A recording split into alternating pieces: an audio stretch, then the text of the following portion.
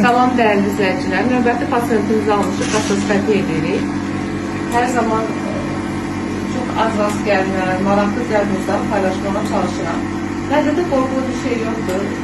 Səhvli erozif gastrit deyirik buna və yaxud da ki, görürsünüz, antrum adı, erozif antral gastrit deyirik.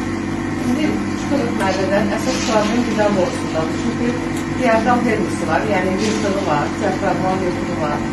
Bizim bir mədədən çıxıb da bura qida borusudur. Hər zaman deyirəm ki, bax bu qapaq boş olanda, bax bu göstərdiyi, bax bu qapaq, bu bağlanmalıdır. Bu qədər açıq qaldığı üçün quşumu qaydır, yuxarı qida borusunu yandırır, zədəliyir. Baxın, indi buradakı yaratdığı problemləri. Görün, qida borusuna necə iltihab yaradır. Ayrıca hava verir mi? Bir arabanızı bir rahat görək. Baxın, hələ bu davam edir. Çox ciddi təsaf verir. Ona görə belə xəstələr həm həyat tərzini çox ciddi dəyişməlidir, zərərli vərdişlərini atmalıdır. Həmçinin də müalicə eləyəcək, inşallah 2 ay sonra təkrar müalicə eləyəcək.